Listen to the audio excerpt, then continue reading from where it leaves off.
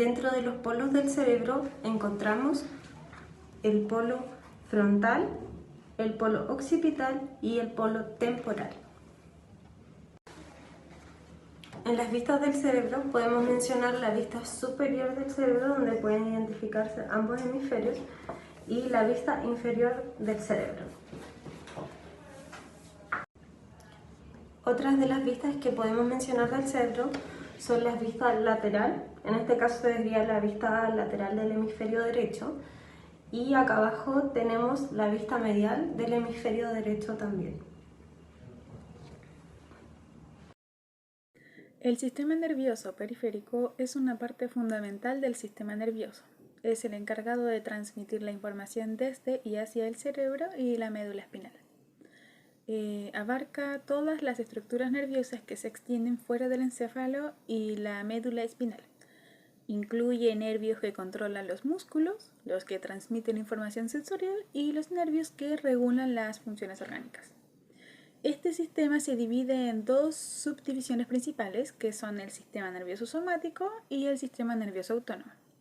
El sistema nervioso somático se encarga de controlar los movimientos voluntarios y la sensación, mientras que el sistema nervioso autónomo regula las funciones involuntarias del cuerpo, como la frecuencia cardíaca y la digestión. El sistema nervioso autónomo está dividido en dos ramas, en el sistema nervioso simpático y el sistema nervioso parasimpático.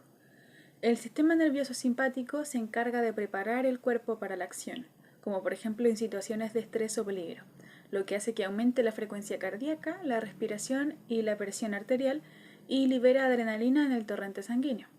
El sistema nervioso parasimpático, por otro lado, se encarga de relajar el cuerpo y conservar la energía. Disminuye la frecuencia cardíaca, la respiración y la presión arterial. Los nervios periféricos son los encargados de llevar la información desde y hacia el cerebro y la médula espinal. Estos nervios se dividen en tres tipos: los nervios sensoriales, los nervios motores y los nervios mixtos. Los nervios sensoriales transmiten información sensorial como el dolor, la temperatura y el tacto. Los nervios motores, por otro lado, transmiten señales desde el cerebro y la médula espinal a los músculos para controlar el movimiento. Y finalmente, los nervios mixtos contienen tanto fibras sensoriales como motoras. En resumen, el sistema nervioso periférico es esencial para el correcto funcionamiento del organismo, ya que permite la comunicación entre los distintos órganos y sistemas. Es una parte vital del sistema nervioso humano que se encarga de transmitir información desde y hacia el cerebro y la médula espinal.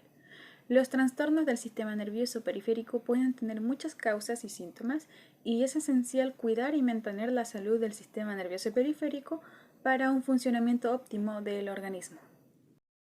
El sistema límbico es un conjunto de estructuras cerebrales interconectadas que se encargan de regular las emociones, la conducta, la memoria y el aprendizaje. Este sistema está compuesto por varias estructuras, y entre ellas está el hipocampo, la amígdala, el núcleo accumbens y el área septal. El hipocampo es una estructura cerebral que es fundamental para la formación y consolidación de nuestra memoria. Se encuentra en el lóbulo temporal medial y es el encargado de la memoria espacial y la memoria episódica.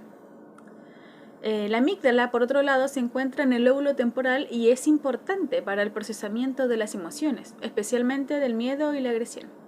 Y el núcleo accumbens y el área septal están involucrados en la regulación del placer y la recompensa. El sistema límbico está conectado con otras estructuras cerebrales como el hipotálamo y la corteza prefrontal. El hipotálamo es importante para la regulación del sistema nervioso autónomo y el control hormonal, mientras que la corteza prefrontal se encarga de la toma de decisiones y el control cognitivo. Existen trastornos del sistema límbico y estos pueden tener consecuencias graves para la salud mental y el bienestar emocional de una persona. Por ejemplo, una lesión en el hipocampo puede resultar en amnesia, mientras que la difusión de la amígdala puede estar relacionada con trastornos y depresión. En conclusión, el sistema límbico es un conjunto de estructuras cerebrales importantes para la regulación de las emociones, en la conducta, la memoria y el aprendizaje. Los trastornos del sistema límbico pueden tener consecuencias graves para la salud mental y el bienestar emocional de una persona, por lo que es importante cuidar y mantener la salud de estas estructuras cerebrales. La neuropsicología utiliza diversas técnicas de evaluación para explicar las relaciones entre el cerebro y la conducta. Estas son esenciales para dar diagnóstico neuropsicológico y también nos ayudan en los procesos cognitivos. Dentro de las principales pruebas de estudio podemos mencionar el electroencefalograma, que es una técnica basada en actividad eléctrica, genera impulsos eléctricos entre la comunicación de las neuronas. Se distribuye en electrodos en la cabeza del paciente y es utilizado generalmente para estudiar la epilepsia, trastornos del sueño o trastornos del desarrollo cognitivo. Tiene una baja definición espacial y una mayor resolución temporal. La magnetoencefalografía es una técnica no invasiva que mide los campos magnéticos que inducen la actividad cerebral. Podemos observar la comunicación entre las neuronas, tiene una mayor definición espacial que el electroencefalograma. La tomografía axial computarizada es una prueba diagnóstica de rayos X. Podemos obtener de estas imágenes de alta calidad tridimensionales del cerebro. Se utiliza generalmente para estudiar las formas y las proporciones de distintas partes del cerebro y también anomalías cerebrales. En la tomografía por emisión de positrones o TEP es una técnica no invasiva. Para esta técnica se inyecta una sustancia ligeramente radioactiva, un medio de contraste, que se utiliza generalmente para ver las zonas del cerebro donde presenta mayor actividad cerebral. Presenta una resolución espacial excelente y una pobre resolución temporal. La tomografía de emisión de fotón simple, SPECT, tomografía computarizada por emisión de fotón, requiere también de una administración ligera radioactiva endovenosa. Nos entrega imágenes tridimensionales del flujo sanguíneo cerebral. Tiene una buena definición espacial y es pobre de definición temporal. Esta técnica nos ayuda a diagnosticar o evaluar distintos trastornos cerebrales y se utiliza más que el TEP porque es más accesible económicamente.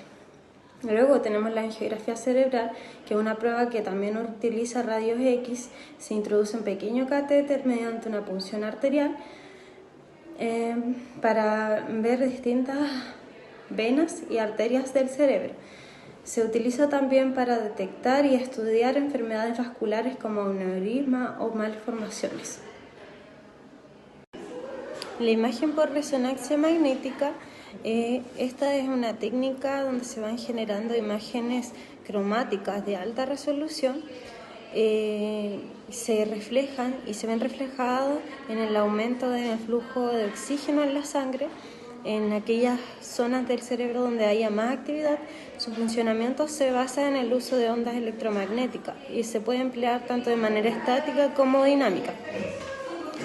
Y por último tenemos la tractografía, que es un tensor de difusión, es un también método de análisis de datos e imágenes por resonancia magnética cerebral simple. Se basa en la difusión de agua en los tejidos biológicos. A través también de esta técnica es posible representar la anatomía y las conexiones de sustancia blanca que poseemos también en el cerebro. Nos permite visualizar los tractos cerebrales internos de un organismo vivo y también es una técnica no invasiva, además también de que cuenta con una excelente resolución espacial. Etiología del daño cerebral. Una lesión cerebral es una lesión que causa daño al cerebro y puede ocurrir por distintos factores. Este tipo de lesiones son cerradas en la cabeza.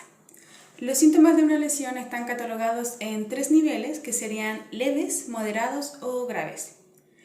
Un ejemplo de lesión leve serían las conmociones cerebrales. A veces ocurre que pueden llegar a ser graves, pero la mayoría de los pacientes se recuperan por completo. Cuando hay una lesión traumática grave, puede llegar a provocar síntomas físicos y psicológicos. Entre estos están entrar en estado de coma o incluso la muerte. Hay múltiples factores de daño cerebral, desde lesiones cerebrales traumáticas, tumores cerebrales, epilepsia y abuso infantil. La lesión cerebral es la causa más frecuente del daño cerebral, mientras que los demás tienen un importante impacto en el cerebro. Es muy importante comprender los efectos neuropsicológicos del daño cerebral y la necesidad de rehabilitación. La lesión causada generalmente es por un accidente automovilístico y la segunda causa principal son las caídas. El consumo de alcohol y drogas también es un factor de riesgo significativo. Estas lesiones pueden resultar en un daño focal o difuso al cerebro, ya que disminuye la atención, la memoria, el lenguaje, las funciones ejecutivas, la emoción y el comportamiento. Según Galarza, cuando los pacientes sobreviven a un daño cerebral, pueden experimentar una difusión prolongada y los efectos pueden ir evolucionando a lo largo de sus vidas. Los tumores en el sistema nervioso central también pueden ocurrir, siendo los gliomas los más comunes.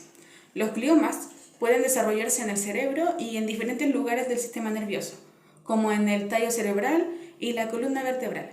Los diferentes tipos de gliomas causan distintos síntomas, que incluyen desde dolores de cabeza, convulsiones, irritabilidad, vómitos, dificultades en la visión y debilidad o entumecimiento de las extremidades. Los factores de riesgo para los tumores del sistema nervioso central incluyen exposición a la radiación, tabaco y hay algunos ciertos síndromes genéticos. Los tumores pueden ser clasificados por origen, grado de infiltración y malignidad. También estos tumores pueden causar una gran variedad de síntomas, tanto físicos como cognitivos. Entre estos se encuentran los dolores de cabeza, las convulsiones, los cambios en la personalidad y en las habilidades conectivas, aunque los efectos dependerán de la ubicación del tumor del cerebro. La epilepsia, de igual forma, es un trastorno neurológico que se caracteriza por sus convulsiones y en el caso del abuso infantil puede llegar a ser físico, psicológico, sexual, etc. Todos estos factores pueden tener efectos negativos en nuestro cerebro y pueden causar un gran daño cerebral. Es importante comprenderlo para tomar medidas preventivas con el fin de reducir los daños cerebrales.